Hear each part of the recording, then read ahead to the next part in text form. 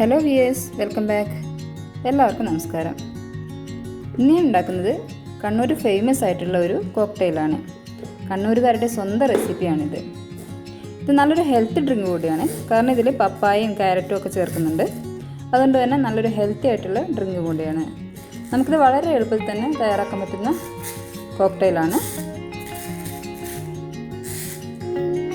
എല്ലാവരും തന്നെ ഒന്ന് ട്രൈ ചെയ്ത് നോക്കണം. നല്ല ടേസ്റ്റി ആയിട്ടുള്ള നല്ലൊരു ഹെൽത്ത് ഡ്രിങ്കാണിത്. കണ്ണൂരിൻ്റെ സ്പെഷ്യൽ കോക്ടെയിലാണിത്. അതിന് വേണ്ടിയിട്ട് ഞാനിവിടെ 3 ക്യാരറ്റ് തൊലിയൊക്കെ കളഞ്ഞ് ചെറുതായിട്ട് കട്ട് ചെയ്തെടുത്തിട്ടുണ്ട്. ഇനി നമുക്കിതൊന്ന് വേവിച്ചെടുക്കണം. അതിന് വേണ്ടിയിട്ട് ഒരു പാത്രത്തിൽ ക്യാരറ്റ് ഇട്ടിട്ട് അതിൽ കുറച്ച് വെള്ളം ഒഴിച്ചിട്ട് നമുക്കൊന്ന് വേവിച്ചെടുക്കാം.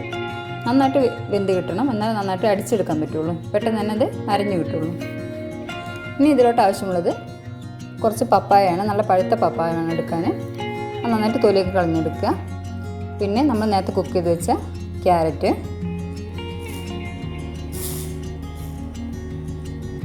പിന്നെ ആവശ്യത്തിനുള്ള പഞ്ചസാര വേണം.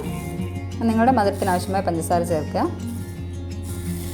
പിന്നെ കുറച്ച് കോൺഫ്ലേക്സ്,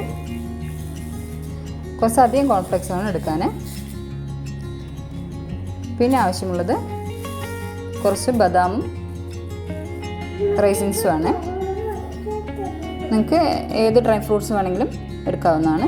പിന്നെ ഞാൻ കുറച്ച് അണ്ടിപ്പരിപ്പ് പൊടിച്ചതും കൂടെ ചേർക്കുന്നുണ്ട്. അത് നിർബന്ധമില്ല, ഓപ്ഷനിലാണ്, നിങ്ങൾക്ക് ഉണ്ടെങ്കിൽ ചേർത്താൽ മതി. പിന്നെ കുറച്ച് തണുത്ത പാലാണ് ചേർക്കേണ്ടത്. നന്നായി തണുത്ത പാൽ വേണം ചേർക്കാൻ.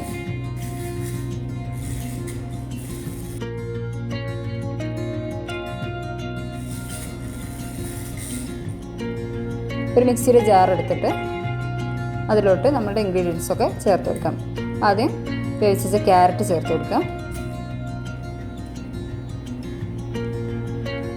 പിന്നെ പപ്പായ ചേർത്ത് കൊടുക്കാം.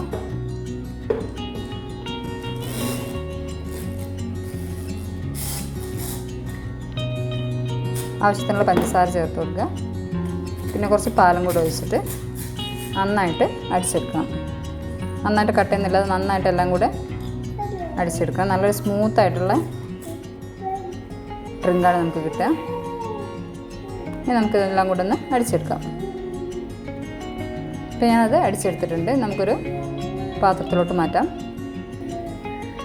ഇനി അതിലോട്ട് കുറച്ച് കാഷ്യൂ പൊടിച്ചതും കൂടി ചേർത്ത് കൊടുക്കാം.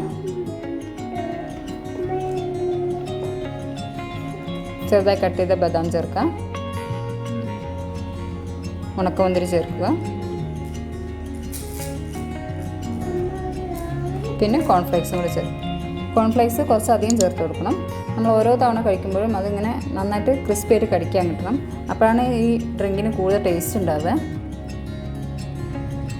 നല്ലൊരു ഷെയ്ക്കിൻ്റെ ഒക്കെ ഒരു കൺസിസ്റ്റൻസിയാണ് ഈ ഡ്രിങ്കിന് വേണ്ടത്. ഇതെല്ലാം കൂടെ ഒന്ന് നന്നായിട്ടൊന്ന് മിക്സ് ചെയ്ത് കൊടുക്കണം. ഡ്രൈ ഫ്രൂട്ട്സ് നിങ്ങൾക്ക് ഇഷ്ടമുള്ള എന്ത് ചേർത്ത് കൊടുക്കാവുന്നതാണ്. ഞാനിവിടെ ബദാമും അണ്ടിപ്പരിപ്പും കുറച്ച് ഉണക്കമുന്തിരി മാത്രമാണ് ചേർത്തത്.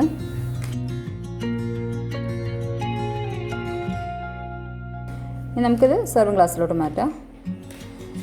സെർവിങ് ഗ്ലാസ്സിൻ്റെ അടിയിൽ കുറച്ച് കോൺഫ്ലേക്സ് ഇട്ട് കൊടുക്കാം.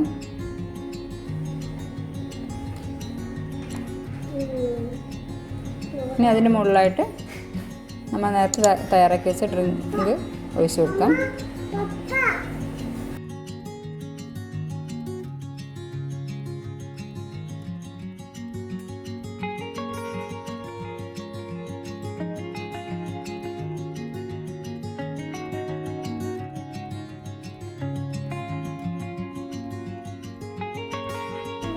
ഇനി അതിന് മുകളിലായിട്ട് കുറച്ച് കോൺഫ്ലേക്സും അണ്ടിപ്പരിപ്പും മുന്തിരിയൊക്കെ കൂടെ ഡെക്കറേറ്റ് ചെയ്ത് വെക്കാം.